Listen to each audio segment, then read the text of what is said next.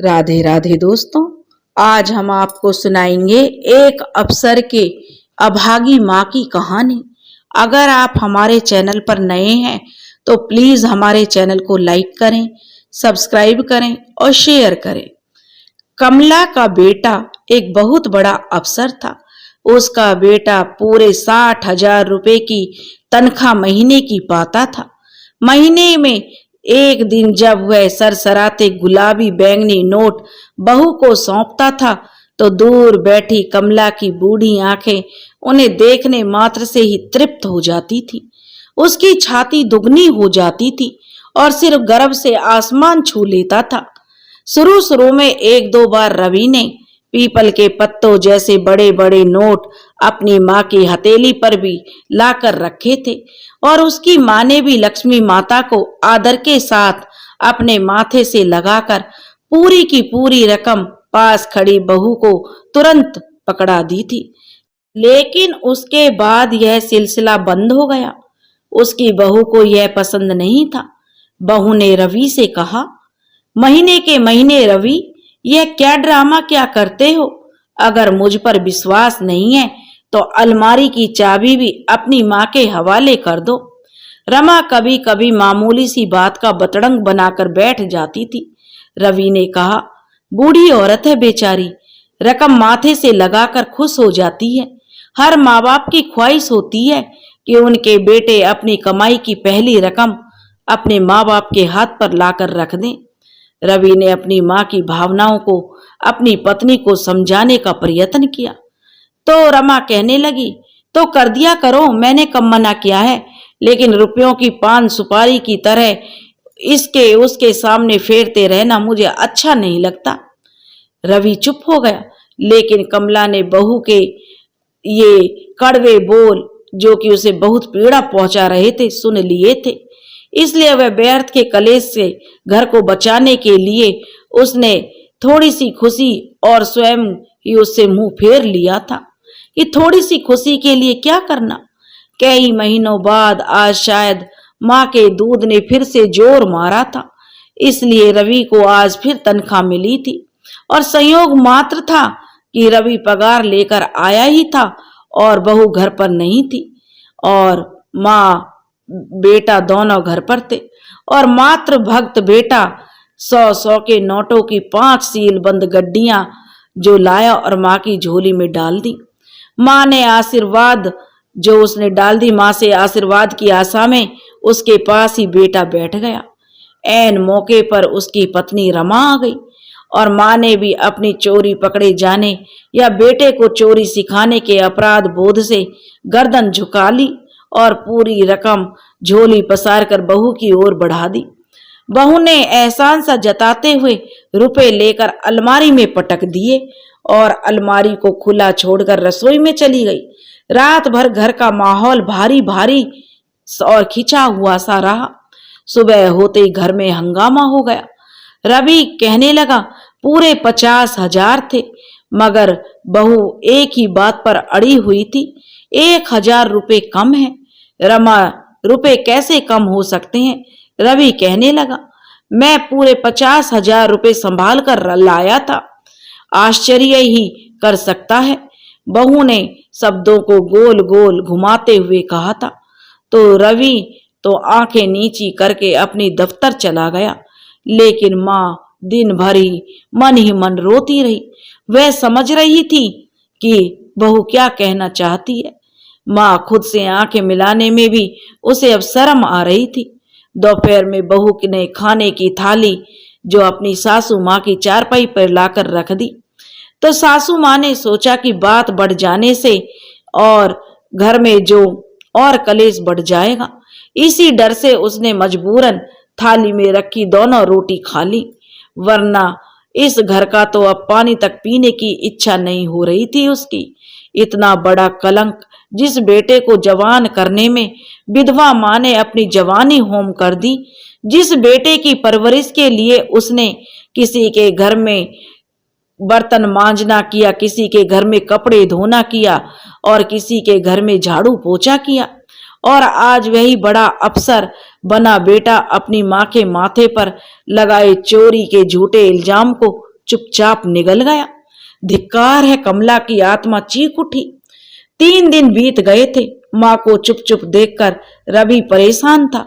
उसकी इच्छा तो होती थी कि माँ को समझाए, मगर किस बात के लिए? सच्चाई तो वह खुद भी जानता था, इसलिए माँ से कुछ भी कहने का उसका साहस नहीं हो रहा था। एक आध बार उसने रात को दबी आवाज में अपनी पत्नी रमा से बात की, किंतु वह उसे कहाँ हाथ रखने देती। वह तुनक्कर बोली, रवि, तुम्हारी माँ मेरी माँ के समान है। मैं भी चाहती हूँ कि वह हंसी खुशी रहे, मगर हालात ही कुछ ऐसे हो गए हैं कि अब इनका यहाँ खुश रहना मुश्किल है। अगर तुम कुछ दिनों के लिए इन्हें अपने गांव छोड़ आओ तो थोड़ा हवा पानी भी बदल जाएगा और बात भी आई गई हो जाएगी। रवि कहने लगा, किसके पास छोड़ दूं गांव में? कौन देखभाल करने वाला बैठा है वहां? मेरी परवरिश में मेरी माँ ने अपनी सारी जिंदगी जो झोंक दी और अब उसके आराम से बैठकर खाने के दिन आए हैं, तो तुम कहती हो कि मैं उसे गांव छोड़ाऊं? रवि ने थोड़े से रूखे स्वर में अपनी पत्नी से कहा। तो रमा कहने लगी, रवि, तुम इतने बड़े ऑफिसर हो, तुम दिन में हजारों लोगों से मिलते हो और सैकड़ों के लोगों की समस्याओं का फैसला करते हो, लेकिन कैसे करते हो? मुझे तो सोचकर ही आश्चर्य होता है। एक मामूली सी बात तो तुमसे समझ नहीं आती। मैंने यह तो नहीं कहा कि तुम अपनी माँ को हमेशा के लिए छोड़ आओ। महीने 2 महीने की बात है। अपने साथ की औरतों के साथ तुम्हारी माँ रहेगी तो उनके मन की कड़वाहट दूर हो जाएगी। रमा जब रवि को समझाने लगी, लेकिन सप्ताह भर में ही सब तय हो गया। कमला तो इस बंधन से मुक्ति चाहती थी। उसके हाँ करने पर रवि ने भी जो तैयारी कर ली। गांव में माँ बेटे का भरपूर स्वागत हुआ। वर्षों बाद पड़े पुराने छप्पर की सफाई बुहारी की गई। अकेली बुढ़िया को एक चारपाई की जगह ही तो चाहिए थी, इसलिए आस पड़ोस की पोती नातिनों ने मिलकर गोबर मिट्टी से एक कमरे की लिपाई पुताई कर दी और सिल्वर के 2-4 पुराने बर्तन घर में थे ही। शेष कमी रवि ने बाजार से चीनी मिट्टी और कांच के गिलास तस्तरियां लाकर पूरी कर दी। पिछले पाड़े में बिमला काकी ने उनके आने का समाचार सुना तो लोटा भरकर चाय और खाली गिलास लेकर पहुंची। रवि और उसकी माँ पहले ही लोगों से घिरे हुए बैठे थे। तब बिमला काकी ने कहा, क्यों रे रवि, आज गांव की राह कैसे भूल गया? काकी ने चाय का गिलास पकड़ाते हुए पूछा तो रवि कहने लगा, ऐसी भी कोई बात नहीं है काकी, अपने गांव घर का रिश्ता कभी कभी छूटता है क्या? आज काकी की याद आई तो चले आए मिलने। रवि ने शब्द जाल में जो बड़ी आत्मीयता से दर्शाए बड़े चुनकर शब्द बोले थे। तब एक पड़ोस की भाभी कहने लगी, हमारी देवरानी को भी साथ क्यों न लेते आए देवर जी, हम भी देख तो लेते एक नजर, सुना है बड़ी खूबसूरत है। ढलती सी उम्र की एक महिला ने कहा। तब रवि ने कहा, अब तुम किसी से गलत थोड़े ही सुनोगी भाभी, वह खूबसूरत है, इसीलिए देखने वाले लोग उसे खूबसूरत ही बताएंगे। तब वह भाभी ने कहा, इसीलिए उसे साथ लेकर नहीं आए, कहीं गांव की धूल मिट्टी में मैली ना हो जाए। तब रवि कहने लगा, तुम तो खुद समझदार हो भाभी, ऐसी खूबसूरत घरवाली रोज रोज तो मिलती नहीं, ऐसी अनमोल चीज तो संभाल कर ही रखी जाएगी ना। तब वह गांव की भाभी कहने लगी, तब वह गांव में क्यों आने लगी देवर जी, शीश महल में रखिए उसे 7 पर्दों में। तब रवि कहने लगा, भाभी तुम्हारी राय तो बिल्कुल ठीक है, बड़े बाप की बेटी और बड़े अफसर की घरवाली को शीश महल में ही रखा जाना चाहिए। अगर ताजमहल में अगल बगल में तुम थोड़ी सी जमीन ले दो तो शीश महल मैं बनवा दूंगा। और फिर जो बिमला काकी कहने लगी, अरे बेटा रवि, सुना है कि तू बड़ा अफसर हो गया है, कितनी पगार मिलती है बेटा तुझे? जैसे उसे कोई बात याद आ गई हो।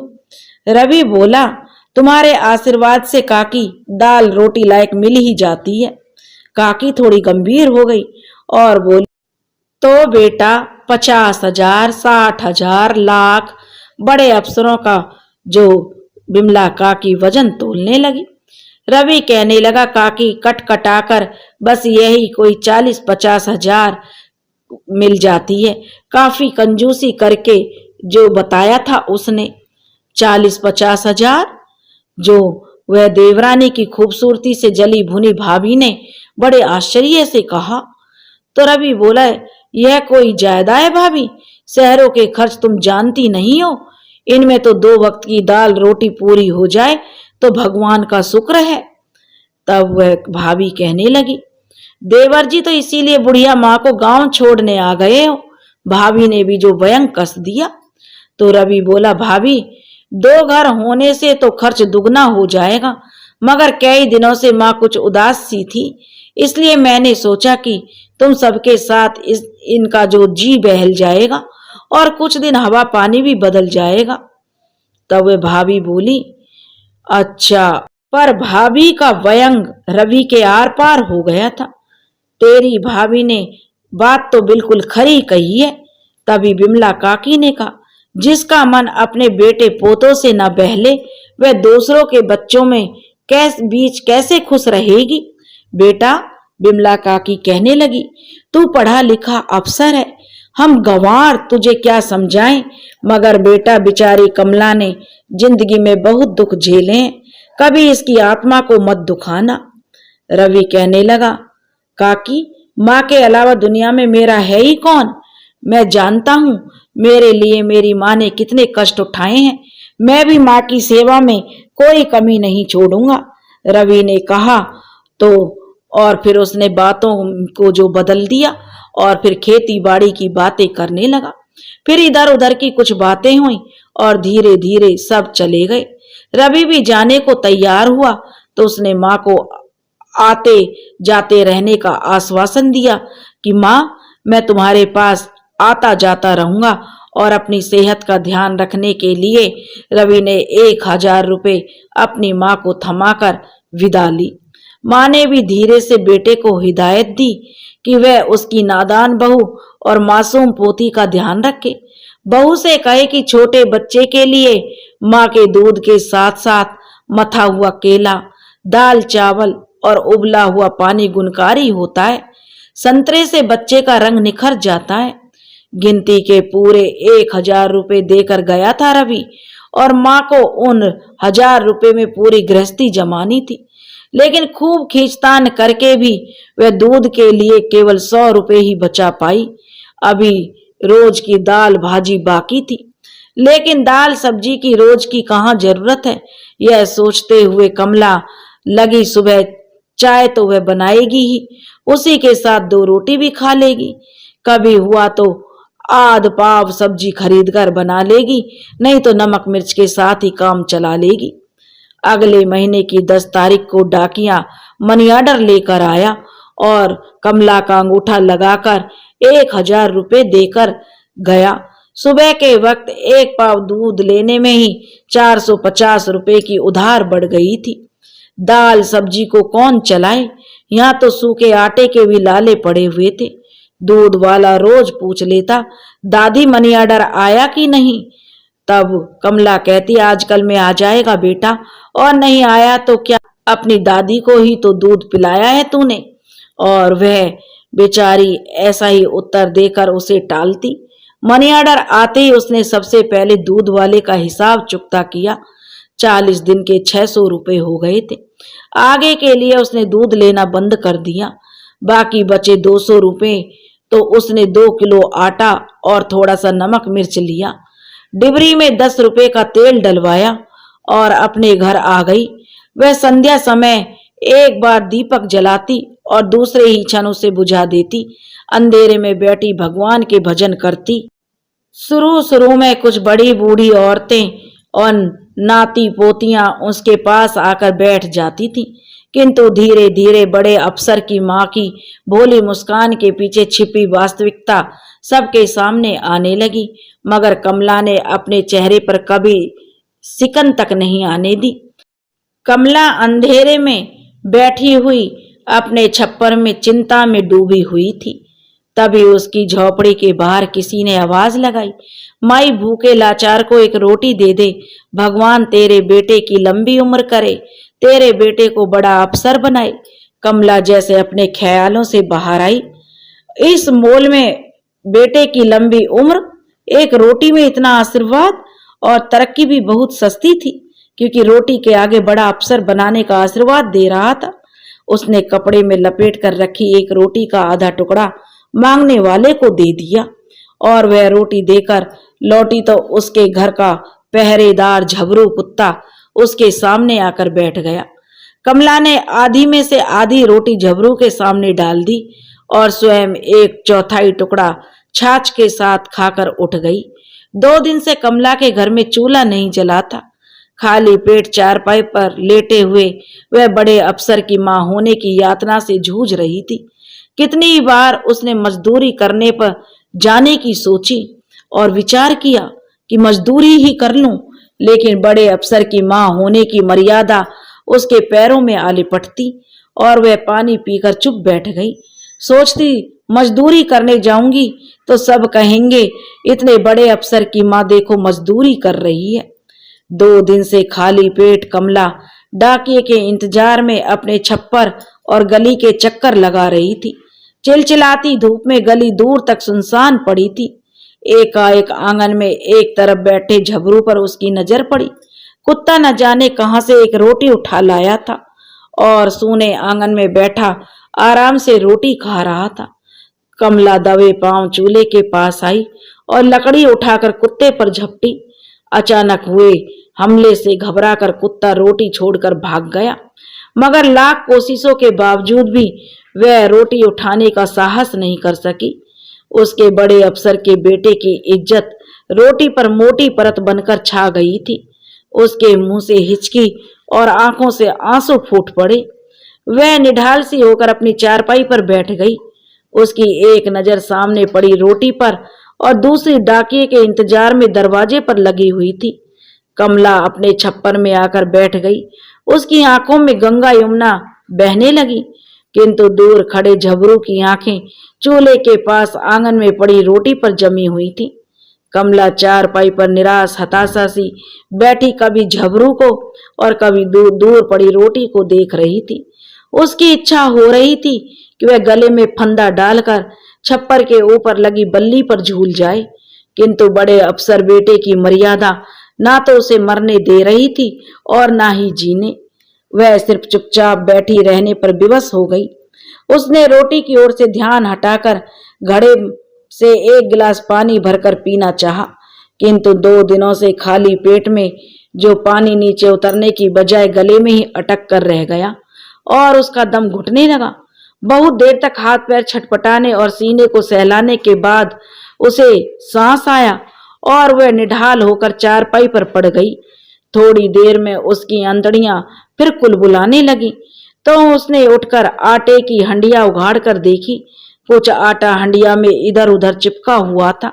उसने हंडिया सिल्वर की थाली पर झाड़ने का विचार किया, किंतु उसके हाथ जहां के तहां रुक गए और उसने झटपट एक गिलास का सारा पानी हंडिया में पलटकर उसे जोर जोर से हिलाया। पानी का रंग हल्का सफेद मटमैला सा हो गया। उसने अपने कप कपाते हाथों से हंडिया उठाई और थरथराते होठों से लगाकर पल भर में ही सारा पानी अपने पेट में उड़ेल लिया। काफी देर वह ऐसे ही बैठी रही। कुछ देर बाद उसकी सांस में सांस जुड़ी। उसने उठकर बाहर झांका। झबरू रोटी उठाकर जा चुका था। उसने राहत की सांस ली और अपने विचारों में डूब गई। वह सोचने लगी, उसने तो कभी किसी का बुरा नहीं किया, तो फिर भगवान ने उसे ऐसी सजा क्यों दे रहा है। वह कुत्ते के मुंह से रोटी छीनने पर खाने के लिए विवश हो गई। हे भगवान, अभी आगे कैसे दिन दिखाने वाला है। 2 महीने से मनी ऑर्डर नहीं आया और उधार में भी कुछ मिलना बंद हो गया था। वह कल की चिंता में विचारों में डूब गई। बाहर से तभी आवाज आई, दादी, ओ बूढ़ी अम्मा, बाहर आओ, तुम्हारा मनी ऑर्डर आया है। कमला उठकर बाहर आई और सामने खड़े डाकियों को देखकर बोली, भैया, इस बार तो बहुत दिनों बाद मनी ऑर्डर लेकर आया है। मैं तो दाने दाने को मोहताज हो गई। डाकिया बोला, अम्मा मैं क्या अपने घर से मनी ऑर्डर लेकर आता हूँ? कोई उधर से भेजेगा तभी तो ला सकता हूँ। कमला बोली, हाँ भैया, बात तो तुम्हारी सच है। तुम अपने घर से थोड़े ही कुछ लाकर आओगे, यह तो भेजने वाले की नीयत पर ही रहता है। तब मनी ऑर्डर वाला बोला, दादी पहले 50 रुपए दो, तभी मनी ऑर्डर तुम्हें मिल पाएगा। इस बार बेरंग मनी ऑर्डर आया है। बुढ़िया माई बोली, बेरंग का मतलब? डाकिया बोला, बेरंग का मतलब मनी ऑर्डर भेजने वाले ने वहां की सरकार की फीस जमा नहीं की। जैसे कुछ लोग कोई भी कागज पर खत पाने वाले का नाम पता लिखकर डाक में डाल देते हैं, तो खत पाने वाले को उसका सरकारी खर्च चुकाना पड़ता है। इसी तरह बेरंग मनी ऑर्डर का खर्चा भी पाने वाले को भरना पड़ता है। तब कमला कहने लगी, लेकिन भैया पहले तो ऐसा नहीं होता था। तब डाकिया कहने लगा, इसलिए तो मनी ऑर्डर इतने दिनों बाद पहुंचा है। अब जल्दी से 50 रुपए दो और मनी ऑर्डर लेकर खुश हो जाओ। कमला कहने लगी, भैया मेरे पास 50 रुपए कहाँ, यहाँ तो फूटी कौड़ी भी नहीं है। तब मनी ऑर्डर वाला बोला, दादी बिना सरकारी फीस जमा किए मैं भी मनी ऑर्डर कैसे दे सकता हूँ? तुम किसी से लेकर दे दो।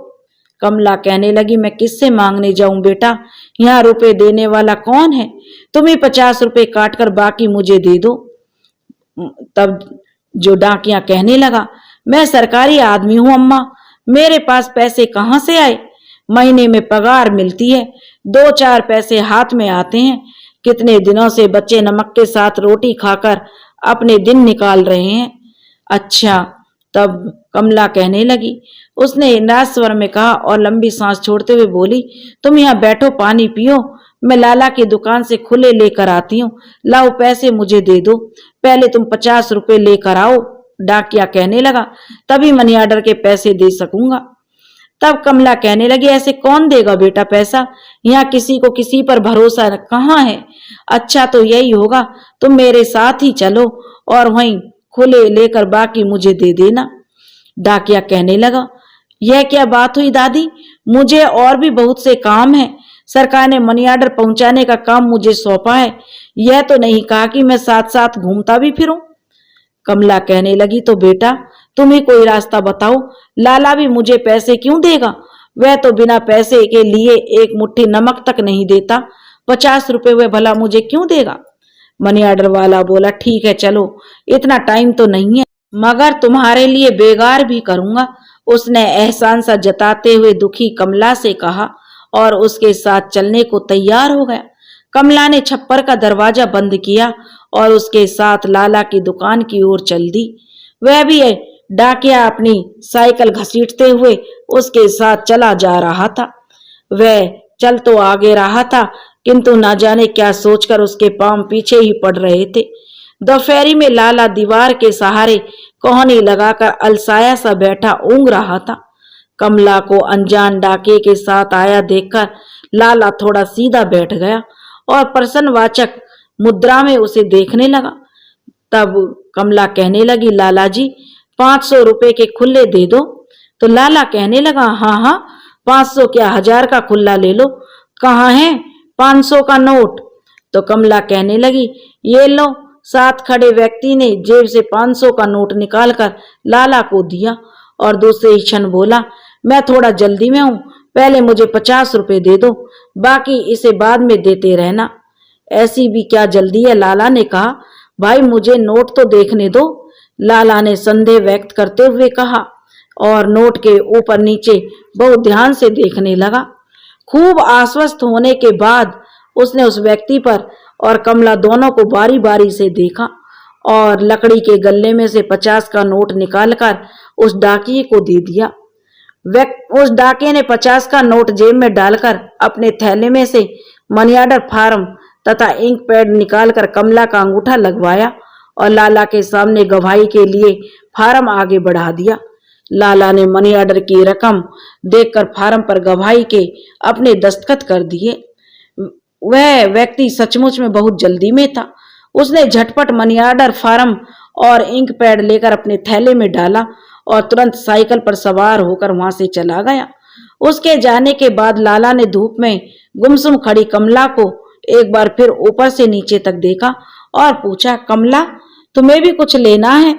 तो कमला कहने लगी, हाँ लाला जी, थोड़ा आटा दाल मिल जाता तो लाला कहने लगा, हाँ हाँ क्यों नहीं, आटा दाल ही क्यों, मिर्च मसाला और घी चीनी सब लेकर जाओ, बेटे ने मनी ऑर्डर भेजा है, हलवा पूरी बनाकर खाओ। कमला कहने लगी, काहे का हलवा पूरी लाला जी, दाल रोटी ही मिल जाए तो भगवान का शुक्र है, आप शेर भर आटा और दे दो, बड़ी मेहरबानी होगी। लाला कहने लगा, जैसी तुम्हारी मर्जी, उसने कहा और पास रखी बोरी में से आटा निकालकर तोला और कागज की थैली में डालकर अपने पास रख लिया। फिर टीन के डिब्बे में से दाल निकाली और एक पुड़िया बनाकर आटे के पास रख ली। वह घी तेल के लिए उसकी ओर देखने लगा, मगर उसे खाली हाथ देखकर पूछा, कमला घी के लिए बर्तन नहीं लाई?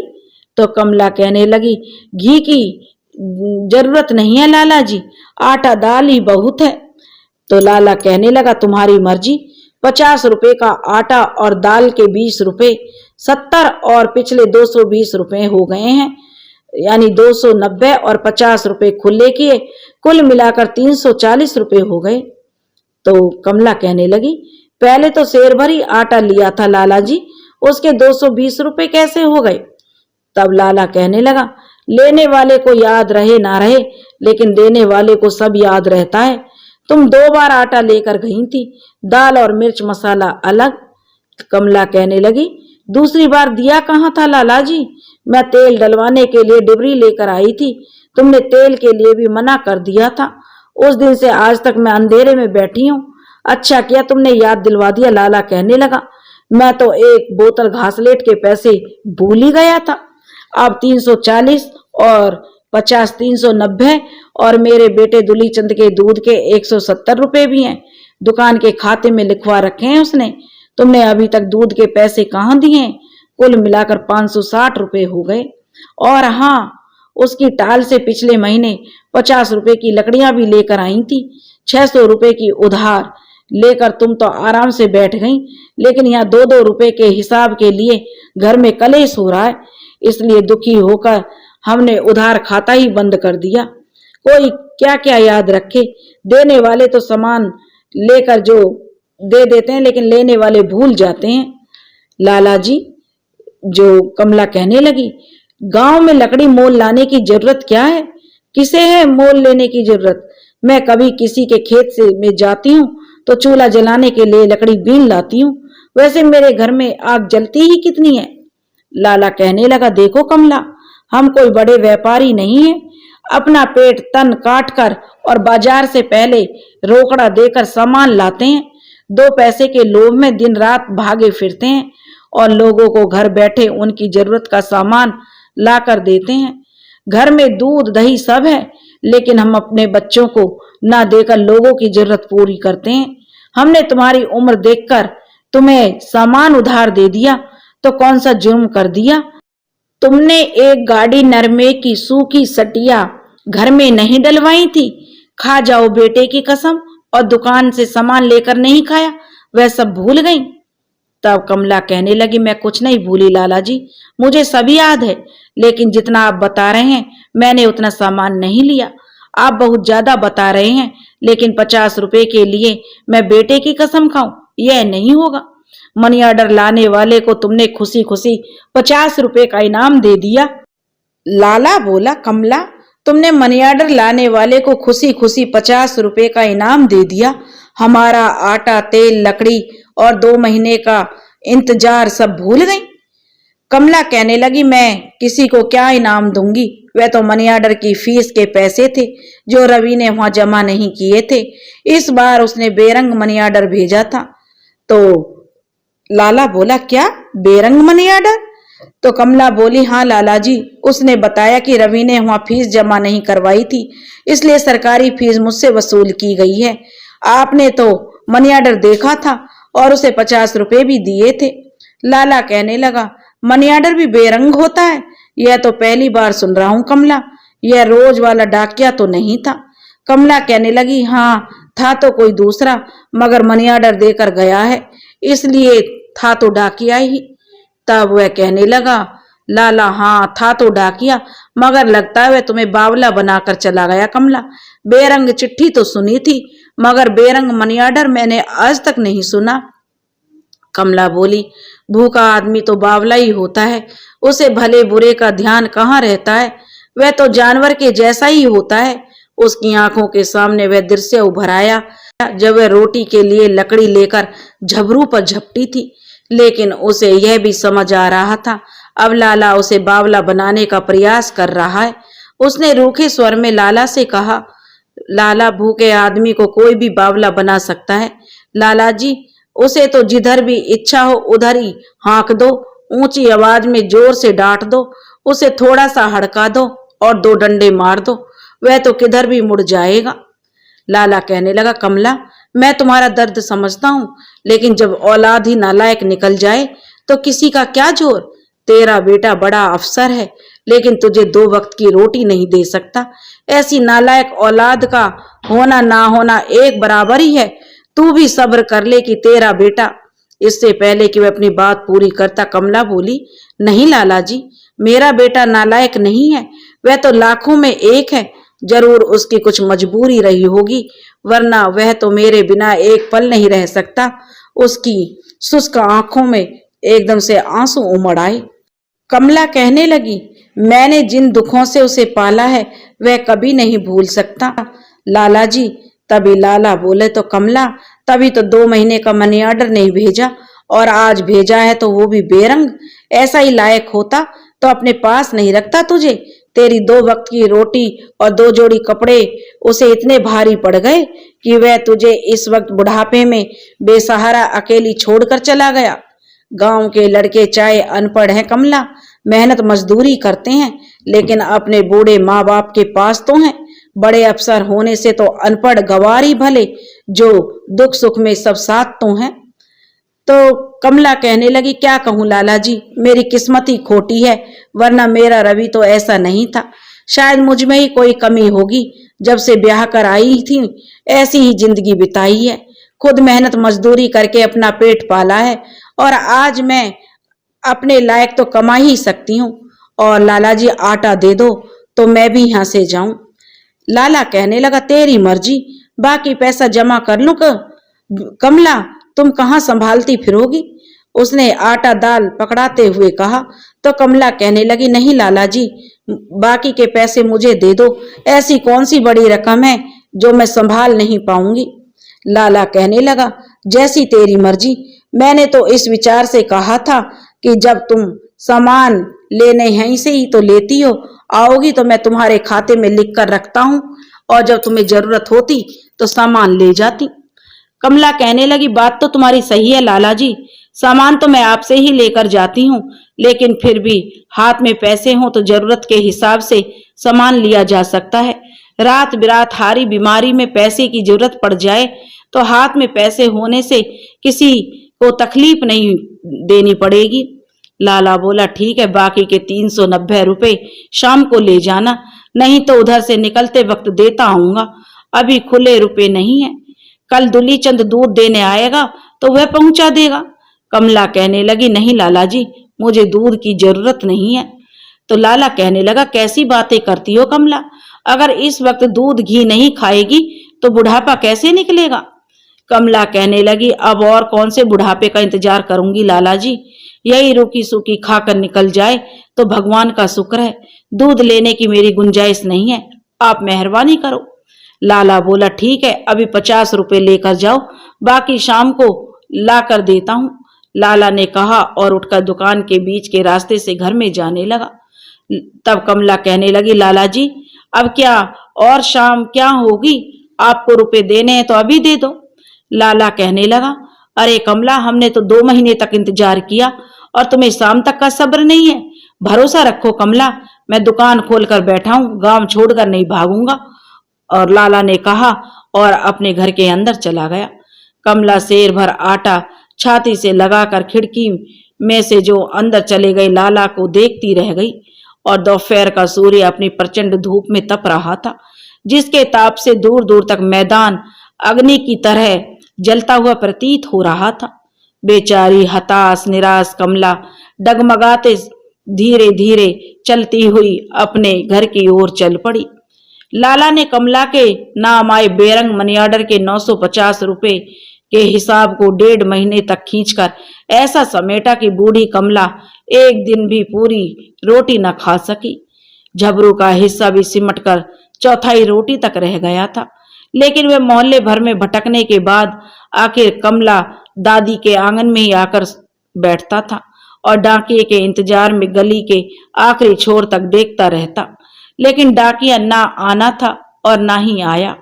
और वह आज 1.5 महीने बाद कमला एक बार फिर लाला की दुकान पर पहुंची। लाला ने बिना काम की व्यवस्था दिखाते हुए और मिर्च की बोरी झाड़ने के बाद उसे उपेक्षा पूर्वक देखा। फिर कुछ देर बाद उसने पूछा, क्या हुआ कमला, तेरी तबीयत तो ठीक है? कमला कहने लगी, हाँ लाला जी, लेकिन तबीयत का क्या करूं, यह बेरी शरीर पीछा ही नहीं छोड़ता। कितना भी जतन कर लूं प्राण निकलने का नाम नहीं लेते। आटा खत्म हो जाता है लेकिन यह दुश्मन फिर भी भूख भूख चिल्लाने लगता है। एक सेर आटा दे दो लाला जी तो बड़ी मेहरबानी होगी। लाला कहने लगा, लेकिन तुम अभी तो आटा दाल लेकर गई थी, क्या सारा खत्म हो गया? कमला कहने लगी, अभी कब लाला जी, 1.5 महीने भर पहले सेर भर आटा लिया था, उससे पहले भी एक सेर ही तो आटा लिया था आपने। कमला ने याद दिलवाया तो लाला बोला, मतलब तुम 1.5 महीने में 2 सेर आटा खा गई? इस उम्र में तुम्हें थोड़ा ध्यान रखना चाहिए कमला। लाला ने बड़े आश्चर्य करते हुए कमला को नसीहत दी। कमला कहने लगी, क्या करूं लाला जी, छटाक भर आटे से दिन निकालने पर भी आटा खत्म हो ही जाता है, उसमें चौथाई टुकड़ा बेचारा झबरू भी खा लेता है। खुद के पेट का कोई ठिकाना नहीं है। लाला कहने लगा, लेकिन तू दान पुण्य दया धर्म का पल्ला नहीं छोड़ेगी, अब कौन से परलोक की पाल बांध रही है? कमला, तेरा लोक परलोक तेरे सामने आ गया है। तेरे बेटे रवि ने मनी ऑर्डर भेजा कि नहीं? तो कमला कहने लगी, नहीं अभी तक तो नहीं भेजा, शायद आजकल में आ जाए। आप बाकी के बचे हिसाब से सेर भर आटा दे दो तो आपकी बड़ी मेहरबानी होगी, तब तक मैं काम चला लूंगी। लाला बोला, हिसाब में बचा ही क्या है कमला, 400 रुपए में से तुम 250 रुपए का सामान ले चुकी हो। तेरी वजह से मेरा 3 सेर दूध खराब हो गया। दुली चंद तेरे लिए पाव दूध रोज लेकर जाता है। राम कसम लाला जी, कमला कहने लगी, उसके बाद मैंने कभी दूध उससे लिया ही नहीं है। तो लाला कहने लगा, मैंने कब कहा कमला कि तूने दूध लिया है, लेकिन तेरे कारण मेरा 1 पाव दूध तो खराब हो गया, उसका तो हर्जाना हुआ ना। तो कमला कहने लगी, पाव आध पाव दूध तो गाय पोसाते वक्त बछिया बछड़ा भी पी जाते हैं लाला जी। लाला बोला, बछिया ऐसे कैसे दूध पी जाएगी, मैं उसके मुंह पर मोहरी बांध कर लगा कर रखता हूँ, और गाय के सेर सवा सेर दूध में बरकत भी कहाँ होती है, ना बच्चों के मुंह में पड़े और ना ही रोज के बंधी वालों को दूध पहुंचे। मैंने 15,000 खर्च करके भैंस खरीदी, तभी किसी के घर में दूध पहुंचा पाया हूँ। जो कमला कहने लगी, लेकिन लाला जी, मैंने तो छटाक भर भी दूध लिया हो तो मुझे भगवान की कसम है। लाला कहने लगा, हाँ वही बात तो बता रहा हूँ, तूने तो दूध नहीं लिया, लेकिन तेरे लिए 1 पाव दूध रोज मेरे घर से तो निकलता था, जो दुलीचंद लेकर जाता था। लड़का उसके लिए फिरता है, जब वह सबका दूध पहुंचाकर फारिग होता तब तक दोपहर हो जाती। 3 महीने से कितनी गर्मी पड़ रही है कमला, तू ही खुद बता, गर्मी में दूध खराब होगा कि नहीं? मेरा 3 सेर दूध बर्बाद हो गया, लेकिन तेरी हालत देखकर मैंने फिर भी अपने मन को समझाया और भगवान की इच्छा मानकर अपना नुकसान भूल गया। तेरा हिसाब बराबर हुआ, लेकिन तू फिर तकादा करने आ गई। तब कमला कहने लगी, लाला जी, मैं तो 1.5 महीने में सिर्फ 2 बार ही आटा लेकर गई थी, उसके 250 रुपए कैसे हो गए? कमला बड़ी दुखी होकर कहने लगी। तो लाला कहने लगा, एक बार मनी ऑर्डर के पैसे लेने आई तब, और फिर दोबारा आटा दाल लेकर गई, 50 रुपए का आटा और 20 रुपए की दाल, 70 और 140 रुपए, और उसमें जो 210 रुपए एक बार तू मटर और दूसरी बार गोभी लेकर गई, 20 और 20 40 और 240 250 हुए कि नहीं? लाला कमला कहने लगी, आप खुद ही 2 वक्त के आटा दाल का हिसाब बता रहे हो, फिर तीसरी बार कैसे जुड़ गया? और दाल तो आपने पहली बार ही दी थी, तीसरी बार तो मैं अब आई हूं। तो लाला कहने लगा, वही तो, अब तीसरी बार के हिसाब को जोड़ा है कमला। मैं गांव में दुकान खोल के बैठा हूं, कोई ऐसे बेईमानी करने लगा तो कौन मेरी दुकान पर आएगा? लेकिन लाला जी, कमला कहने लगी, गोभी मटर आलू प्याज तो मैंने साल भर से कभी सपने में भी नहीं देखे, खाने की बात तो बहुत दूर रही। आप कहीं चूक रहे हैं लाला जी, मैं तो बिना नमक की रोटी खाकर दिन काट रही हूँ, उसने दर्द भरे स्वर में कहा। तो लाला कहने लगा, अरे राम। उसने कानों पर हाथ लगाया और क्षण भर बाद फिर बोला, चलो तेरी ही बात मान लूं कमला, मैं झूठ बोल रहा हूं, लेकिन बही खाता तो झूठ नहीं बोल सकता। खुद देख ले, इसमें गोभी और मटर लिखा है कि नहीं? मुझ पर यकीन नहीं तो किसी पढ़े लिखे से पढ़वा कर देख ले। मैं भी बाल बच्चों वाला आदमी हूँ, आस औलाद मेरे भी है, मैं भी 2-4 पैसे के लिए अपना ईमान क्यों बेचूंगा? आखिर मुझे भी भगवान को जो जान देनी है। तू बता, मुझे तुझे क्या चाहिए? कमला कहने लगी, अब मुझे कुछ नहीं चाहिए लाला जी, आपके हिसाब के बाकी बचे मेरे 150 रुपए मुझे दे दो, आपकी बड़ी मेहरबानी होगी। तो लाला कहने लगा, क्यों, कहीं किसी दूसरी दुकान से सौदा लेने का इरादा है? तब कमला कहने लगी, नहीं लाला जी, मुझे अब किसी से कुछ नहीं लेना है। सोचती हूँ आटे से तो पेट नहीं भरता, अब रुपए ही खाकर पेट भरकर देख लेती हूँ, शायद उसके बाद भी कभी भूख लगे कि नहीं। तब लाला कहने लगा, लगता है कमला तू पैसे के लोभ में पगला गई है, कभी किसी को रुपए खाते देखा है? खाने के काम तो अनाज ही आता है, बड़े बड़े लखपति करोड़पति भी अनाज ही खाते हैं। रुपया पैसा धन दौलत हीरे जवाहरात तो सिर्फ ऊपरी चमक धमक है, धन दौलत तो मरते वक्त किसी के साथ भी नहीं जाती, सब कुछ यहीं पड़ा रह जाता है। तब कमला कहने लगी, सच कहते हो लाला जी, आपने बहुत गहरी बात कही है, लेकिन मैं रुपए खाकर मरना चाहती हूँ, आप मेरा हिसाब कर दो। लाला बोला, ठीक है कमला, अगर तेरी यही इच्छा है तो ये ले 50 रुपए बाकी, 100 रुपए खुले होने पर मैं तेरे घर पहुंचा दूंगा, तो नहीं तो शाम तक दुलीचंद के हाथ भिजवा दूंगा। लाला ने 50 का नोट देते हुए जो कमला से कहा। कमला ने कहा, आपकी बड़ी मेहरबानी लाला जी, भगवान आपके परिवार को हंसता खेलता और सुखी रखे। उसने अपने आंसुओं को छिपाते हुए लाला से कहा और 50 का नोट लेकर अपने घर आ गई। आस पड़ोस और मोहल्ले में कमला के दर्जनों देवर जेठ भतीजे भतीजियां और नाती पोते थे, लेकिन किसी ने आकर कमला से नहीं पूछा कि वह कैसी है, उसे किसी चीज की जरूरत तो नहीं है। केवल आंगन में बैठा झबड़ू उसकी बेचैनी और बेबसी को देखकर रोता रहा। जब कमला को ही एक समय की सूखी रोटी मुयस्सर नहीं हो रही थी तो उस बेचारे को खाने को कहां से मिलता। कमला को वह दिन याद आ गया जब रवि 5 साल का था, तब उसके पिता उसको अनाथ और बेसहारा छोड़कर भगवान को प्यारे हो गए थे। कमला की भी उम्र उस समय 30 से ऊपर नहीं थी, लेकिन अपने बेटे रवि का मुंह देखकर भगवान के सहारे उसने अपनी कमर कस ली और उसने जहां कहीं भी उसे झाड़ू पोछा बर्तन भांडे का काम मिला, उसने बिना शर्म झिझक और मेहनत के काम किया और अपना पेट पालने के साथ साथ उसने रवि को पढ़ा लिखा कर उसके पैरों पर खड़ा होने लायक भी बनाया। वह पढ़ लिख कर अच्छी सरकारी नौकरी पा गया और सुंदर सुशील लड़की से शादी करके शहर में आ गया। कुछ दिनों के बाद वह माँ को भी अपने पास ले आया। 2 साल तक कमला ने बेटे बहू की बहुत ही लगन और अपनी पूरी सामर्थ्य से खूब सेवा की। बहू के खूब लाड चाव करके उसने अपनी जिंदगी का सपना पूरा किया। 2 साल बाद लड़की होने पर भी कमला ने बहू के जापे में माँ जैसा प्यार दिया। बच्ची और बहू के स्वास्थ्य के लिए उसने दिन रात एक कर दिया। उसने 3 महीने तक बहू को पलंग से नीचे पैर नहीं रखने दिया। उसका सोच पखाना सब बिस्तर पर समेटा। वह बहू के लिए पंजीरी हलवा बनाकर बहुत खुश होती थी।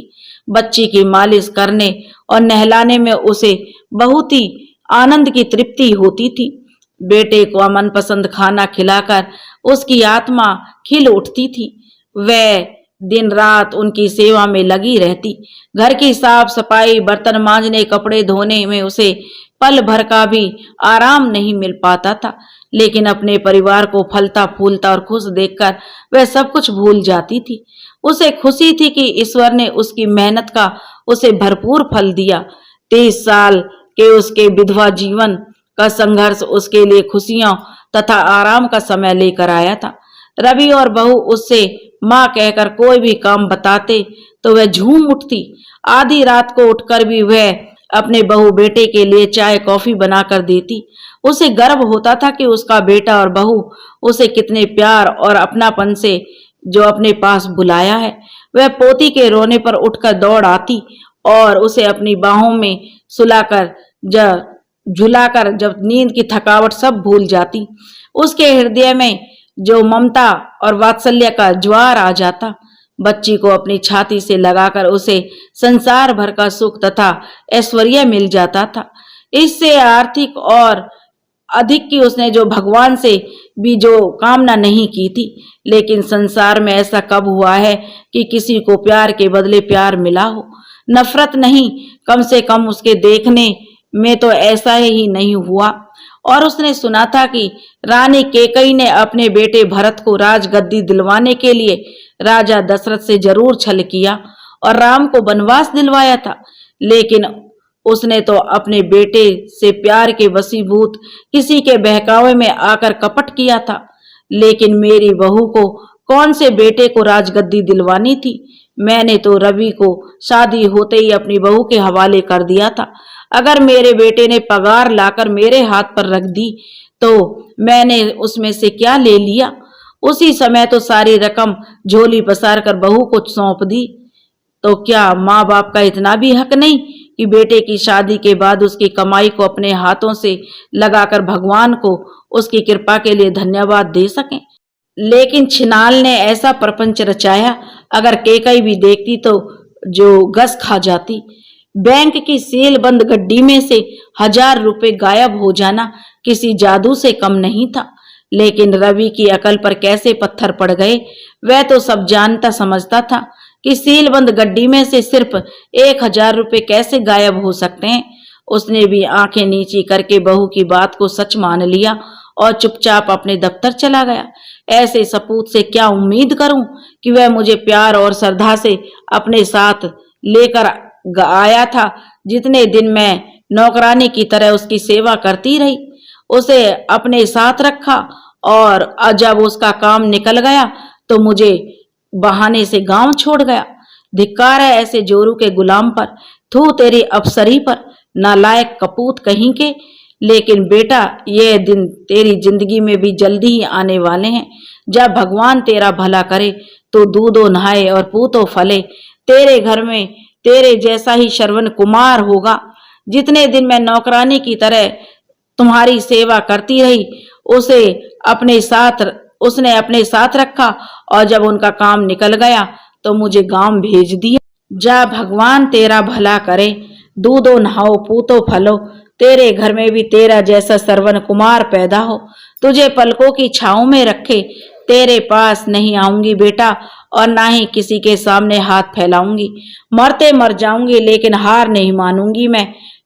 तेरी इज्जत आबरू के लिए मैं यहाँ पड़ी थी, लेकिन आज भी मुझ में इतनी हिम्मत और हौसला है कि मैं पूरे परिवार का पेट पाल सकती हूँ। जा बेटा, मैंने तुझे मात्र ऋण से मुक्त कर दिया। अब मैं अपने ढंग से और सिर्फ अपने लिए जीऊंगी। क्या करूंगी और कहाँ रहूंगी? रवि तो आखिर तक माँ की सूरत भी नहीं देख पाएगा। उसकी आंखों से आंसू और गले से हिचकी निकल पड़ी। रवि, तू अपनी घरवाली के कहे में चलना और उसे खुश रखना। माँ का क्या है? माँ तो जन्म देने और अपना दूध पिलाकर पालने पोसने तक का काम आती है। घरवाली का तो जन्म जन्म का नाता और आखिरी सांस तक का रिश्ता होता है। तू अपना गृहस्थ धर्म निभाना और फेरों के समय दिए वचनों का तन मन से पालन करना। आज के बाद इस अभागी माँ को कभी याद भी मत करना। भूल जाना कि माँ ने किन किन हालातों में तुझे पाल पोस कर साहब बनने लायक बनाया था। तू खूब तरक्की करके सबसे बड़ा अफसर बनना और अपने बीवी बच्चों को खूब खुश रखना। भगवान तुझे और तेरे परिवार को सुखी और सलामत रखे। सोचते सोचते कमला की आंखों में आंसू बहने लगे और आंसुओं ने सिसकियों का रूप ले लिया। आज मिले 50 के नोट ने उसने अपनी धोती के पल्लू से मजबूती से बांधा और एक झटके से उठकर कोने में रखे लकड़ी के बड़े से संदूक के पास गई। लाला ने पहली बार मिला 50 का नोट उसने एक छोटे से लाल कपड़े में बांधकर इस संदूक में रखा, जो पति के और खुद के कुछ नए पुराने कपड़ों के बीच छुपा कर रखा हुआ था। आंसू भरी आंखों और नाक से बहते श्राव को पहुंचकर वह कपड़ों के बीच रखे नोट को ढूंढने लगी, लेकिन कपड़े का छोटा सा लाल टुकड़ा उसे संदूक में नहीं मिला। लेकिन 4 बार कपड़े उलट पुलट करने के बाद वह निराश सी होकर सिर पकड़कर बैठ गई। कुछ देर बाद सोचने के बाद एक बार फिर आंखें पहुंचकर उठी और एक बार फिर कपड़ा निकालकर झाड़ने लगी। छोटा सा लाल कपड़ा कुर्ते की जेब में घुस गया था। उसने धड़कते दिल से कपड़ा निकालकर देखा तो उसमें नोट बंधा होने का आभास पाकर वह थोड़ी आश्वस्त हुई और कपड़ा खोलकर नोट निकाल लिया। उसने पल्लू में बंधा नोट और लाल कपड़ा खोलकर निकाला। नोट एक साथ जो सावधानी से पल्लू में बांध लिए। संदूक में सबसे नीचे उसे गोटे से चमकता लाल जोड़ा लहंगा चुनरी नजर आया, जो उसकी शादी के समय माँ ने उसे दिया था। उसके मुंह में एक करहासी निकली। उसने डबडबाई आंखों से कपकपाते हाथों से शादी का जोड़ा उठाया, अपने माथे से लगाकर बिलखने लगी। आंगन में बैठा झबरू और बिरान पड़े चूल्हे पर दीवार के सहारे झुका नीम का पेड़ भी सिसक उठे। जिस दिन से कमला माँ का घर छोड़कर पति के पीछे पीछे इस घर में आई थी, उसी दिन से केवल दुख और तकलीफों के अलावा उसके हिस्से में कुछ नहीं आया था। पति के साथ वह लोगों के खेतों में मजदूरी करती और उसके मरने के बाद लोगों के घरों में झाड़ू पोछा और उसके बताए सभी काम। 14 साल की उम्र में भी उसे आराम नहीं था और आज 60 साल की उम्र में भी वह उतनी ही विवश और लाचार थी। कुछ संयत होने के बाद उसने संदूक में झांका तो एक कोने में उसे एक लाल कपड़ा नजर आया। पति को अर्थी पर उतारने से पहले उसके जेठ ने पति के कानों में जो पहनी हुई मुर्कियां और गले में पहना हनुमान जी की छाप दिखाता हुआ ताबीज निकाल कर दिया था। सुहाग की निशानी के रूप में जो माँ द्वारा दिया गया कमला की नाक का कोका और कानों की छोटी छोटी बालियों का जोड़ा भी साथ था, जो उसने लाल कपड़े में बांधकर संदूक में रख दिया था। शायद माँ ने एक जोड़ी चांदी की पाजेब भी उसे पहनाई थी, लेकिन खेतों में काम करते करते कब वह टूट गई उसे पता ही नहीं चला। पति की कभी इतनी हैसियत नहीं हुई कि वह उन्हें जुड़वा देता। माँ बाप ये 4 चीजें देकर उस समय शायद 500,000 रुपए कर्जा लिए हों, किंतु गांव में खूब वाहवाही लूटी थी। किंतु पति की मौत के बाद शादी की 4 निशानें उसने निकाल कर रख दी थी। उसने कपड़े के थैले में से शादी का जोड़ा और पति का कुर्ता धोती तह करके रखा और आंसू भरी आंखों से झोपड़े के दरवाजे को ताला लगाकर आंगन में आ गई। झबरू उसके पैरों में लौटने लगा। शायद उसके आखिरी फैसले को झबरू जान चुका था। कमला ने क्षण भर उसे बड़े प्यार से सहलाया और अपनी विवशता पर निश्वास छोड़कर गली में आ गई। अड़ोस पड़ोस के परिचित घरों को उपेक्षा से देखती हुई वह बस स्टैंड की ओर चल पड़ी।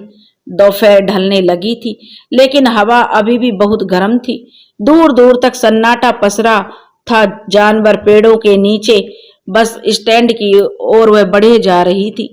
उसका सिर धूप से उबलने लगा था, किंतु पांव रुकने का नाम नहीं ले रहे थे। बस स्टैंड भी सुनसान पड़ा था। छत के नीचे बेंचों पर बैठे यात्री भी अपनी गर्दन के ऊपर के भाग पर कपड़े से छुपाए हुए थे। कमला खड़ी खड़ी इधर उधर देखती रही कि छत के नीचे आकर चाय की दुकान के सामने खड़े बेंच पर बैठ गई तो 2 दिन से खाली पेट में जो गुड़गुड़ हो रही थी। चाय की दुकान पर शीशे के पारदर्शी मर्तबान में बिस्कुट और लंबे लंबे फैन नजर आ रहे थे। कमला ने 1.5 महीने से चाय नहीं पी थी। दुकानदार ने उसे मर्तबानों पर नजर गड़ाए देखा तो उसके पास आकर बोला, माई चाय पियोगी क्या? तो वह तो वहां का स्वाद भी भूल गई थी कि चाय का स्वाद कैसा होता है। उसने सूखे गले से कहा और उसकी तरफ देखने लगी, लेकिन वह हाँ सबको उसके बिना आवाज निकले ही जो वह चाय वाला समझ गया था। उसने भट्टी के पास रखी सिल्वर की केतली में से मिट्टी के एक कुल्हड़ में चाय भरकर पकड़ाई और उसे चाय देकर बोला, माई बिस्कुट दूं या फैन? तो जो कमला कहने लगी, बिस्कुट कितने का है? उसने डरते हुए पूछा। तो चाय वाला बोला, 5 रुपए की चाय और 5 रुपए का बिस्कुट। कितने बिस्कुट दूं? फैन भी 5 का ही है। तो बिमला कहने लगी, 2 बिस्कुट दे दो। उसने साहस करके कहा। तो कमला ने चाय के साथ 2 बिस्कुट खाए तो टिमटिमाते हुए दीपक की बत्ती जैसे तेल यानी प्राणों में उसके थोड़ी जान सी आ गई। उसने साड़ी के पल्लू को खोलकर जो 2 में से एक 50 का नोट उसे दे दिया और शेष मिले 35 रुपए 50 के नोट के साथ पल्लू में कसकर बांध लिए। तभी एक बस वहां आकर रुकी तो यात्रियों में कुछ हलचल सी हुई। बस ने उतरी सवारियों को देखकर 1-2 रिक्शा वाले भी वहां घंटी घनघनाते हुए आ पहुंचे। बस ड्राइवर बेंच पर बैठकर बीड़ी पीने लगा और कंडक्टर चिल्ला चिल्ला कर रूट के विभिन्न गांवों के नाम लेकर पुकारने लगा।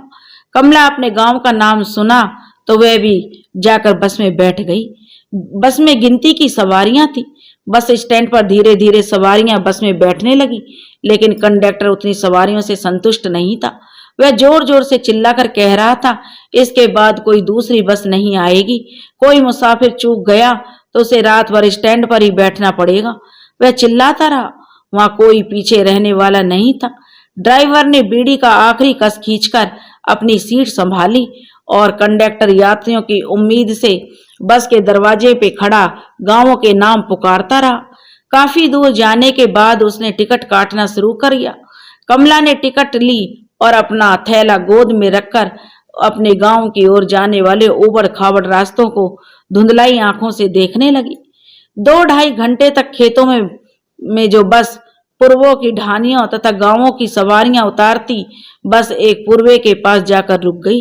कंडक्टर ने ऊंचे स्वर में घोषणा की कि बस आगे का जो बस का बल्ब टूटा हुआ है, अंधेरे में बस अब आगे नहीं जा सकती। आखिर गांव नजदीक ही है, सवारियां उतरकर अपने अपने घर चली जाएं। बस में कमला के अतिरिक्त एक अधेड़ यात्री ही बचा था, जो नीचे उतरकर एक दिशा से दूर टिमटिमाते प्रकाश की ओर बढ़ गया। कमला को भी मजबूरन उतरना पड़ा। खेत में खड़ी फसल और घास को रौंदती हुई बस जिस रास्ते से चली आई थी, फिर उस पर वापस चल दी। कमला 2 झोपड़े के पूर्वे के पास खड़ी अपने गांव का रास्ता पहचानने का प्रयत्न करने लगी, लेकिन वर्षों बाद इस इलाके में आई कमला को दिशा भ्रम हो गया था। जिन खेतों में उसका बचपन बीता था, आज वही उसकी पहचान में नहीं आ रहे थे। वह अंधेरे में अंदाजा लगाती कुछ आगे बढ़ी तो एक औरत झोपड़े से बाहर निकलकर उसकी तरफ आई और वह उसे देखकर खड़ी हो गई। कुछ देर बाद उसने उत्साहित स्वर में कहा, उस औरत ने, तुम आ गई माँ। मैं अष्टमी की कढ़ाई करके भौर के तड़के से तेरी बाट जो रही थी। पड़ोस की दोनों कन्या उल्टी दस्त से बावली हुई पड़ी हैं। मैं उनने भी भोग नहीं लगाया। मैं अपना व्रत खुलवाने को तू खुद चलकर आ गई माँ। मेरा तो भाग खुल गया। आ माँ भीतर आ, मेरा मर्द भी भूखा बैठा है, आजा माँ। माँ वह कमला को झोपड़े में ले गई वह औरत, और उसका घरवाला उसे देखते ही उठा और उसके पैरों में लौट गया। माता के उपासक पति पत्नी की उम्र मुश्किल से 30-40 साल रही होगी, लेकिन भूख और कंगाली में कमला के भी बूढ़े जान पड़ रहे थे कि वे कमला की तरह गरीब थे। वे कंकाल स्वरूप मजदूर कमला को साक्षात देवी मानकर उसकी पूजा अर्चना कर रहे थे। उन्होंने उसे जंगली घास के आसन पर बैठाकर पहले चरण पखारे, फिर चूल्हे की आड़ से टिमटिमाता दिया सिल्वर की थाली में रखकर उसकी आरती उतारी और लाल मिट्टी से तिलक किया। उसके बाद उसे उबले काले चने और गुड़ की लपसी का भोग लगाया। कमला ने 2 दिन में केवल बस स्टैंड पर 1 कप चाय के साथ 2 बिस्कुट खाए थे। वह जो लौने चने और लपसी भर पेट भरकर खाई और तृप्त हो गई। उसकी भूख से छटपटाती आत्मा गदगद हो गई और जो कमला उन्हें ढेरों आशीर्वाद देने लगी। पति पत्नी ने माता के चरण स्पर्श करके अपना उपवास खोला। वह वहीं झोपड़े में घास के आसन पर अपनी धोती बिछाकर माता को उन्होंने सुला दिया। भोजन के पश्चात वे भी वहीं एक कोने में जमीन पर लेट गई। नींद और थकावट से और भरपेट भोजन मिलने के बाद कमला की आंखों में जो नींद आने लगी, लौटते ही वह गहरी नींद में सो गई। सुबह सवेरे आंख खुलने पर उसने बताया कि वह जिंदगी में पहली बार ऐसी सोई है। ऐसा सुख तथा शांति उसे कभी नसीब नहीं हुई थी। वह अपने शरणदाताओं के निस्वार्थ प्रेम, श्रद्धा भाव और आतिथ्य से उनके प्रति नतमस्तक हो ही जा रही थी।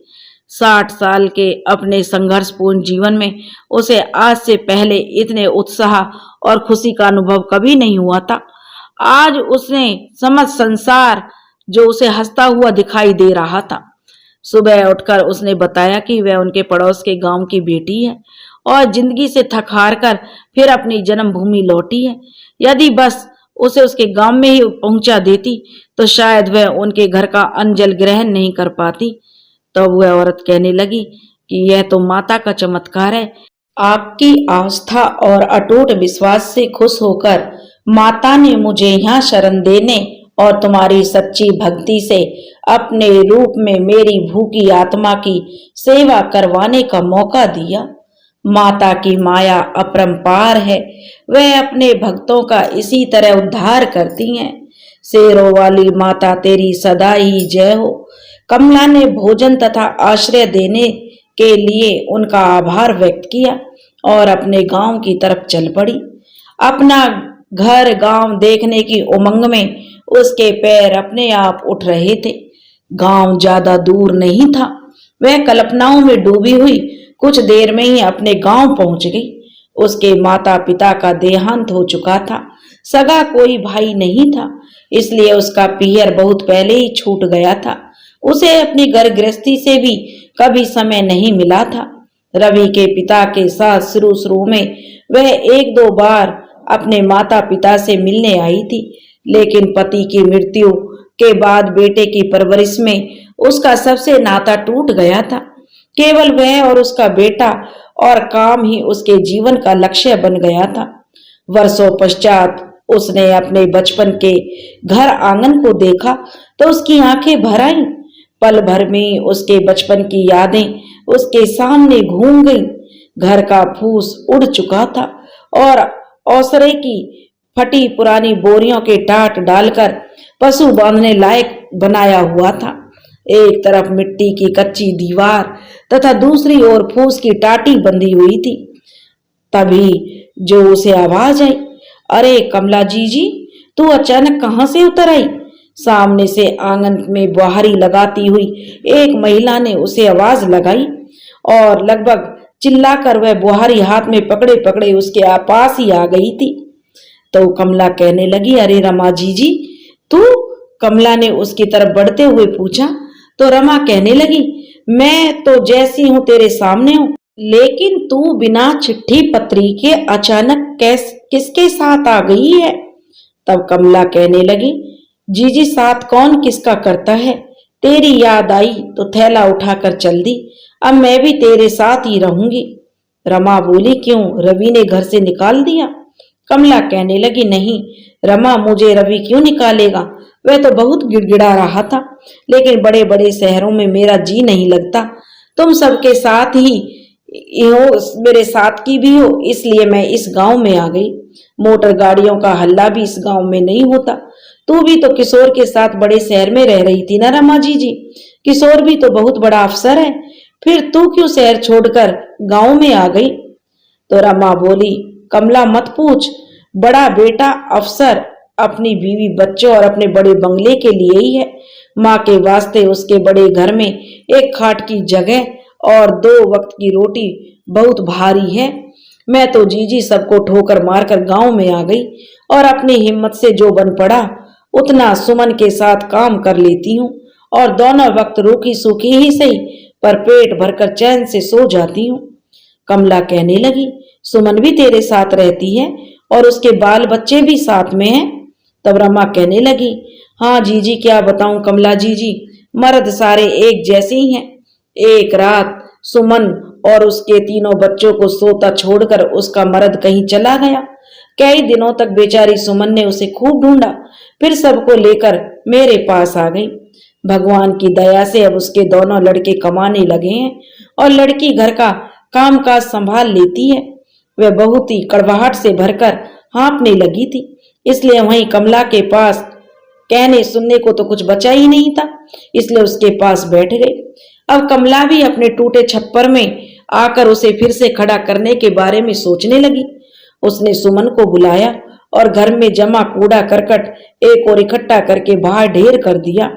फिर छत में फूस को समेट कर ढंग से बिछाया, लेकिन फूस की कमी के कारण वह छितराया छितराया सा दिख रहा था।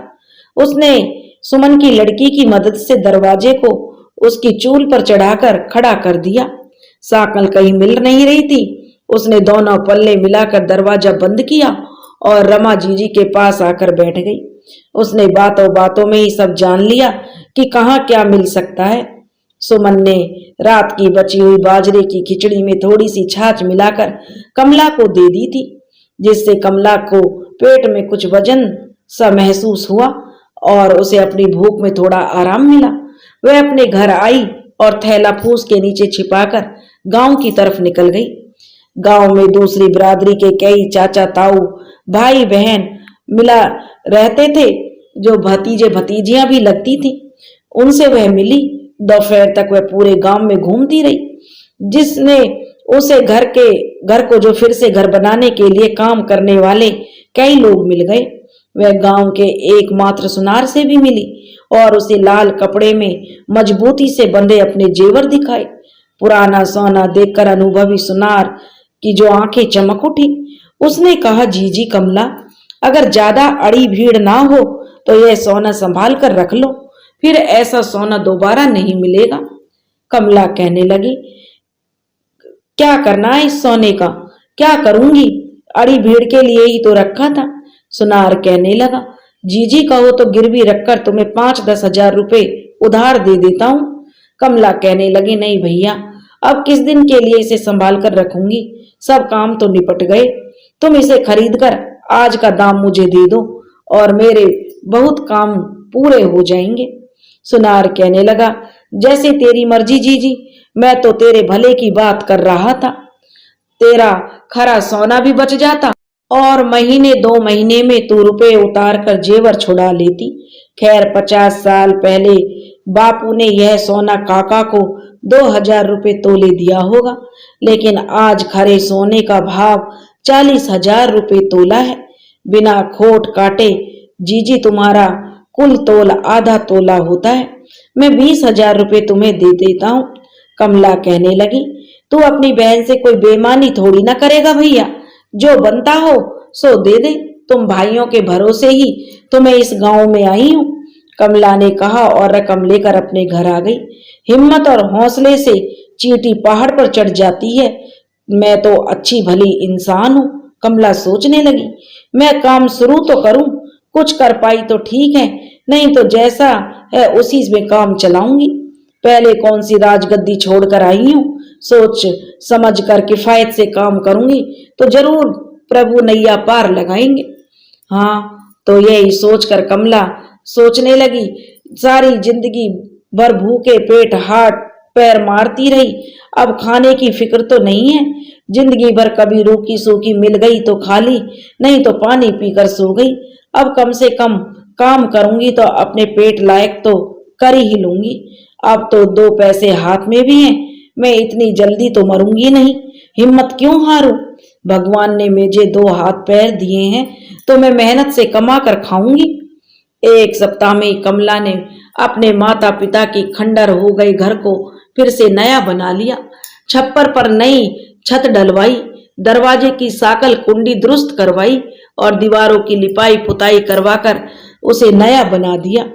कोने में पड़ी माँ की चक्की में कीला मयानी डलवाई और ओसारे को ईंट की दीवारें खड़ी करवाकर पशु बांधने लायक बना लिया। उसने गांव के पड़ोस से ही 10,000 रुपए में दुधारू भैंस खरीदी, जिसके साथ उसकी कटिया भी थी। कमला उस गांव की बेटी थी और सभी से भाई भतीजों का नाता था। वह किसी के खेतों में भी चली जाती और घास काट कर ले आती। अपने दोनों जानवरों की वह तन मन से सेवा करती थी। 2 वक्त का 12 सेर दूध गांव वालों को बेचती और खुद भी दिन भर का उबला दूध पीकर तृप्त हो जाती। 3-4 दिनों में जो जमावन का वह घी निकालती और जरूरतमंदों को छाछ मुफ्त में बांट देती। कमला के हाथ में पैसा था, एक दुधारू भैंस थी और सबसे बढ़कर उसका हौसला, उसकी कड़ी मेहनत।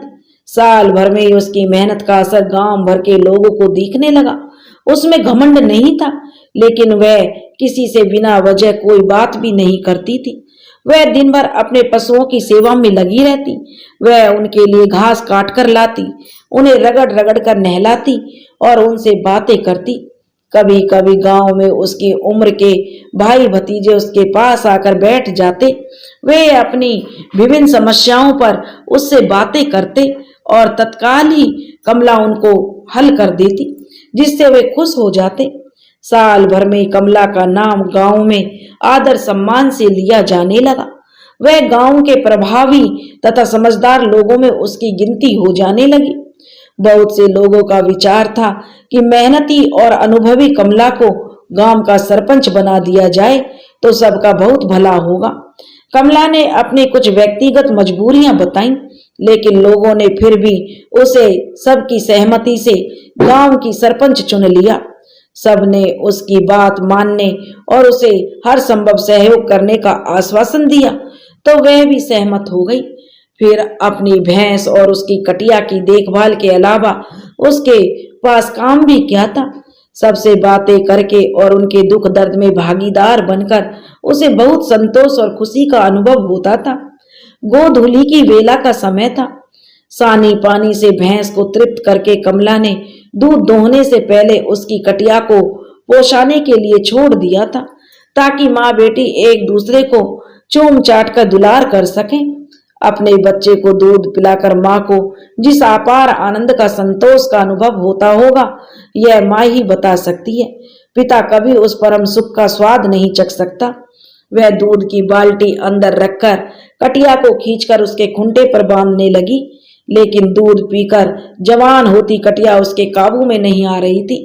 तभी एक 30 साल का व्यक्ति आया और उस कमला की कटिया के साथ जूझती हुई देखकर उसे उसकी सहायता के लिए आगे बढ़ा। उसने जोर लगाकर कटिया की रस्सी खूंटे से बांधी। कमला ने हाँफते हुए उसे आशीर्वाद दिया और पास पड़ी चारपाई पर बैठकर उस व्यक्ति को पहचानने की कोशिश करने लगी।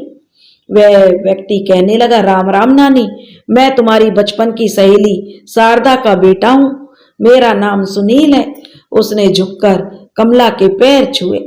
कमला ने कहा, भगवान तुझे लंबी उम्र दे बेटा, मैंने तो तुझे पहचाना नहीं।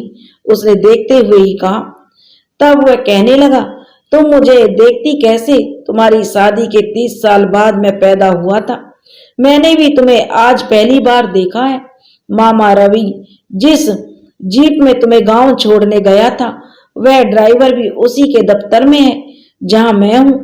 उसी ने मुझे बताया कि बड़े साहब रवि की माँ मेरे गांव की है। मैं आज गांव में आया तो मेरी माँ ने बताया कि रवि की माँ मेरी बचपन की सहेली है। तुम आई हो तो मैं खुश हो गया कि मेरे साहब की माँ आई है, तो मैं तुमसे मिलने आ गया। उसने खुलासा किया। तो कमला कहने लिया, अच्छा किया बेटा, तू रवि के दफ्तर में काम करता है। कैसा है मेरा रवि?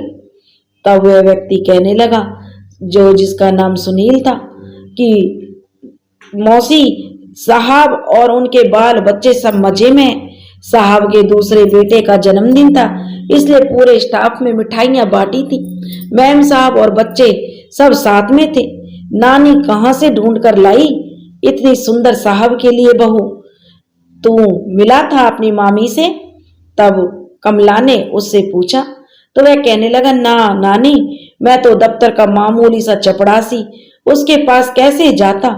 दूर से ही देखा। उसके बच्चे भी फूल जैसे हैं, कोमल और मुलायम, शायद हाथ लगाने से मैले हो जाएं। मेरा मन तो उन्हें देखकर ही खुश हो गया था। दोनों मर्द बियर बहुत ही दयालु हैं। बुजुर्गों की पेंशन करने वाले मेरे साहब ही उनके नजदीक था। मैम साहब के कहने पर उनके माता पिता की मेरे साहब ने पेंशन चालू कर दी। तब तक सब तकदीर की बात है बेटा, कमला कहने लगी। मैं भी उसे देखकर बहुत खुश हुई थी। उसने ठंडी आह भरी। तब वह लड़का कहने लगा, मासी तू कहे तो मैं अपने अफसर से कहकर तेरी भी पेंशन चालू करवा दूं। सरकार बुजुर्गों को महीने के 1000 रुपए देती है। इस महीने से मेरी माँ की भी पेंशन चालू करने का वादा किया है मेरे साहब ने। तो कमला कहने लगी, यह तो बहुत अच्छी बात है बेटा, अगर तेरे हाथ में है तो जरूर करवा। गांव के बड़े बूढ़ों का भला हो जाएगा, सब तुझे आशीष देंगे। वह कहने लगा, मौसी मेरे हाथ में तो कुछ नहीं है, करने वाले साहब ही हैं, लेकिन मैं उनसे कहूंगा तो जरूर मान जाएंगे और मुझे उम्मीद है वे मुझे निराश नहीं करेंगे। उनका तो काम ही बुजुर्गों की पेंशन करना है। तब कमला कहने लगी, बहुत भला काम कर रहे हो बेटा, तू और तेरे साहब को गांव में बुलाएगा तो मैं भी उनके दर्शन कर लूंगी। बेटा तेरे अफसर को जरूर बुलाना। जिंदगी में कमला ने इतना अपने आप को तपाया था कि उसे बदरंग गवार मजदूरन से भी शुद्ध तथा अनमोल कंचन बना दिया था। वह धैर्य, त्याग और संयम की मूर्ति बन गई थी। भूख, लाचारी और छटपटाहट से उसे संतोषी और निर्मल और सहनशील बना दिया था। गांव के दूर पूर्वे में मिली देवी के आस्थावान उपासक पति पत्नी ने उसके तृप्त हृदय को निस्वार्थ त्यागी तथा बहुत ही कोमल हाथों से उसको सेवा की थी। सुनील के बताए पेंशन के नुस्खे से उसे सबकी भलाई का एक मार्ग दिखाई दिया। गांव वालों ने उसे गांव का प्रधान चुना था। उसने 2 भले युवकों के साथ लेकर गांव में बदलाव का बीड़ा उठाया। 2 महीने बाद गांव में अधिकांश बूढ़े बुजुर्गों की सरकार की तरफ से 1000 रुपए महीना पेंशन मिलने लगी। कमला ने उन्हें सलाह दी कि सब 10-10 रुपए बचाकर पंचायत के पास जमा करें, जो अड़ी भीड़ में उनके काम आएंगे। रात के अंधेरे में उसे आश्रय तथा भोजन देने वाले पड़ोसी पूर्वे के मजदूर पति पत्नी को भी उसने साहब के सामने पेश करके उनकी पेंशन शुरू करवा दी। कमला ने उन्हें भी एक जो कटिया दिलवाई और मेहनत से उसे पालने की सलाह दी। पंचायत की तरफ से उसके पूर्वे के पास सुनसान जंगल में कुआं बनवाकर मुसाफिरों के लिए गर्मी में पानी की व्यवस्था करवा दी। उसने नीम के नीचे लगने वाली पंचायत के लिए भी 3 कमरे का एक बड़ा पंचायत घर बनवाया, जो बच्चों के स्कूल तथा गांव में होने वाले विवाह शादी के काम आने लगे और उसे उसकी वाहवाही भी मिली। शादी के मौके पर किसी ने जरूरत पड़ने पर उससे दूध मांगा तो कमला ने उसे जरूरत के अनुसार एक समय का पूरा दूध भी दे दिया। गांव में किसी की शादी होती तो वह खुद आशीर्वाद देने पहुंचती और सगुन के साथ नकद रुपए देकर मदद करती। वह गांव भर की अभिभावक बन गई थी। किसी को कोई परेशानी होती या किसी को कोई जरूरत होती तो वह उसके पास दौड़कर आते और वह उनकी यथासंभव सहायता भी करती। 2 साल में गांव की दूर दूर तक कमला की चर्चा होने लगी। माँ की लाडली कमली 60 साल तक की जिंदगी से जूझती कमली से कमला बनकर आज अड़ोस पड़ोस के गांवों की पूज्य कमला देवी बन गई थी। बाजरे की खिचड़ी में दिन भर का उबला हुआ दूध मिलाकर कमला ने पेट भर भोजन किया और तृप्ति की लंबी सी डकार लेकर अपनी भैंस के पास आ गई। उसने बहुत ही स्नेह और प्यार से उसका मुंह सहलाया और उसे गले लगाकर बैठ गई। कुछ देर मन ही मन सोचती रही और फिर सीधी बैठकर बोली, सीलो, जिंदगी क्या क्या रंग दिखाती है, कभी हंसाती है, कभी खूब रुलाती है, कभी भूख से तड़पाती आदमी बेदम हो जाता है और कभी घी दूध से गदरा कर कुलाचे मारने लगता है। मुझे कैसे कैसे दिन दिखाए जिंदगी ने और आज तेरे सहयोग और साथ से मैं महारानी बन बैठी हूँ। सीलो, मुझे तो एक ही बात समझ में आई है कि इंसान को ना तो कभी हार माननी चाहिए और ना ही कभी घमंड में बावला होना चाहिए। जैसा समय हो उसे सिर झुकाकर मान लेना चाहिए। सब भगवान के बालक हैं, उसे सबकी चिंता है। वह अनाम, अरूप, अविनाशी सब देखता है, वही करने वाला है और वही सब उसे करवाता है। इंसान तो उसके हाथों की कठपुतली है। जब जैसे उसकी मौज होती है वह वैसे ही उसे नचाता है और इंसान उसके इशारों पर नाचता है। दोस्तों, आज एक अफसर की माँ अपने कैसे कैसे दुखों को देखकर उसने कभी हार नहीं मानी। आज वह कमली से कमला देवी बन गई और अपने बेटे को उसने जीते जी त्याग दिया। कहने लगी कि मैं अपने बेटे की ऐसी की शकल भी नहीं देखूंगी जिसके लिए मैंने इतना त्याग किया और उसके बेटे ने उसे त्याग दिया। और वह गांव की प्रधान बन गई, सबकी चहेती बन गई। गांव वाले भी उसके दुख दर्द में हमेशा खड़े रहने लगे। दोस्तों, एक माँ के संघर्ष की कहानी यहीं पर खत्म होती है। अगर आपको हमारी कहानी पसंद आई हो तो प्लीज हमारे चैनल को लाइक करें, सब्सक्राइब करें और शेयर करें। राधे राधे।